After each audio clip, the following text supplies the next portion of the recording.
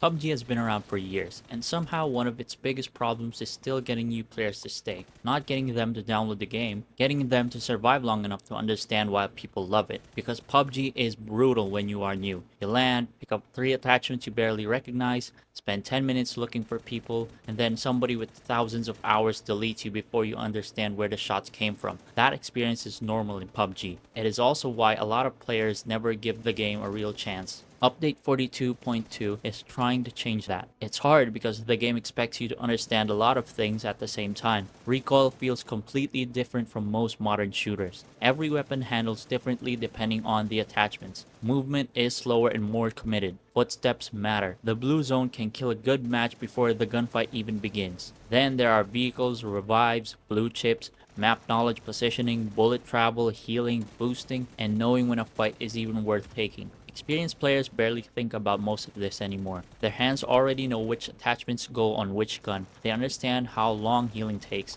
They know where enemies usually rotate.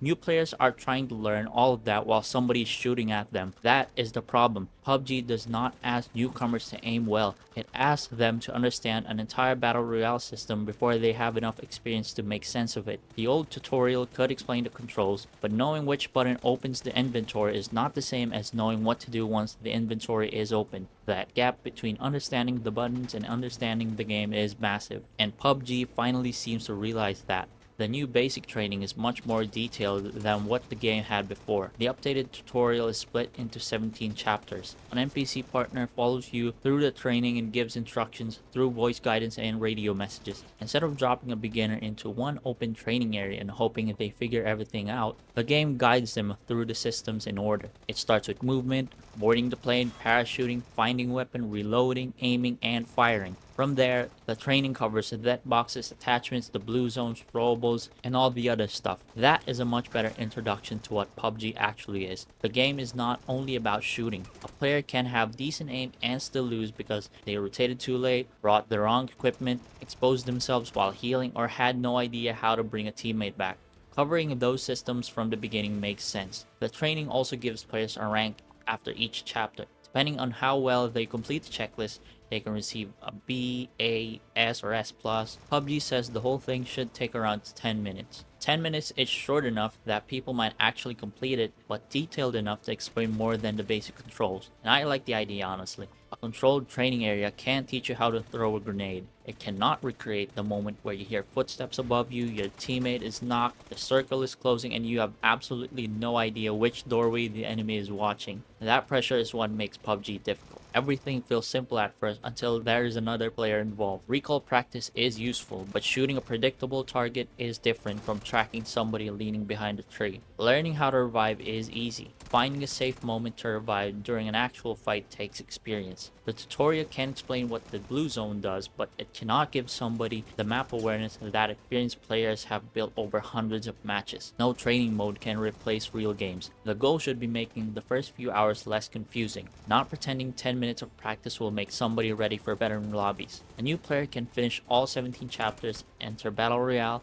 loot for several minutes, and still die during their first encounter without firing a useful shot. That does not mean the training failed. It means PUBG needs to give beginners more chances to practice without wasting huge amounts of their time. That is where the next part of the update becomes important. Beginner training now continues after the main tutorial. 14 days, players receive missions that introduce different parts of the game and reward them for completing those tasks. Anyone can participate, so returning players can use it too. The missions must be completed within 30 days of starting the program. This is smarter than expecting one tutorial to explain everything. Learning PUBG takes repetition.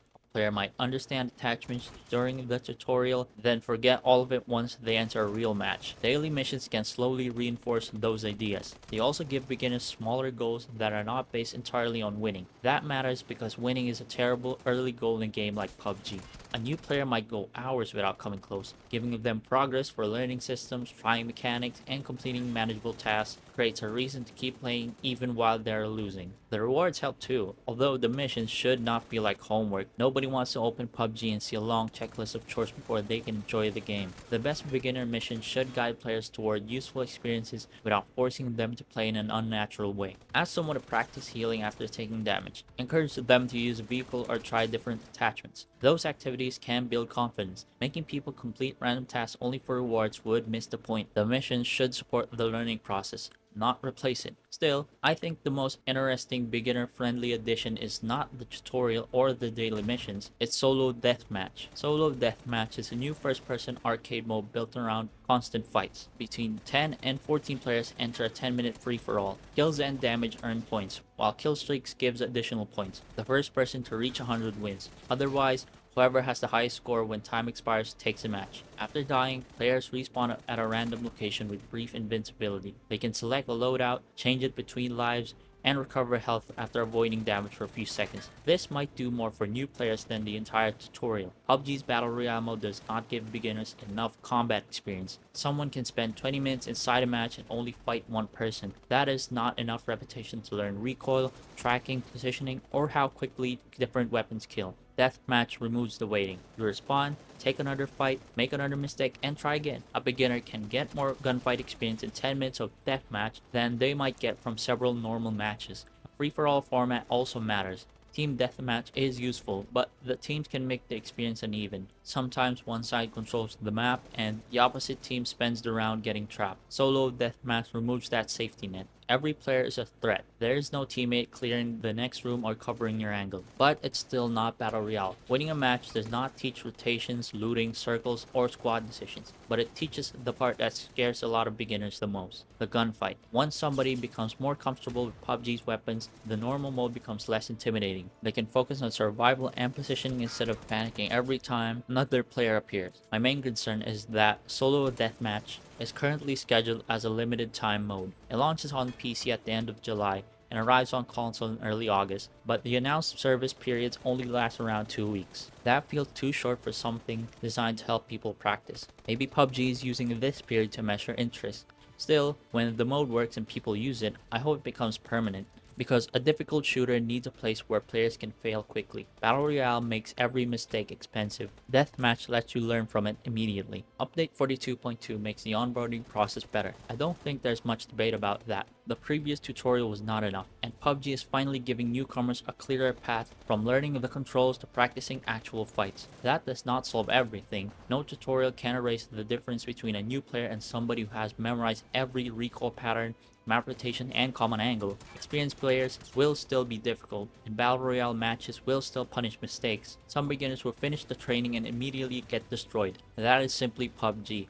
The game should not become easy just to keep people around. Difficulty is part of why surviving feels rewarding. The problem was never that new players lost. The problem was that they often had no idea why they lost or how to improve before the next long match. This update gives them more answers. Basic training explains the systems, beginner missions create a reason to keep learning, Solo Deathmatch offers faster repetition with less wasted time. Together, those changes make the first few hours less punishing, without removing what makes PUBG challenging. That is the right direction. PUBG does not need to simplify every mechanic or copy faster battle royales. It needs to teach its own game properly. People are more willing to struggle when they can see themselves improving. A difficult recall system can be satisfying once it starts making sense. Complex maps become interesting when you understand the rotations. Even dying feels less frustrating when you know what went wrong. Confusion is different, because confusion makes people leave because they cannot see a path forward. Update 42.2 finally tries to show them that path. Whether it's enough depends on what happens after the tutorial. The training can open the door,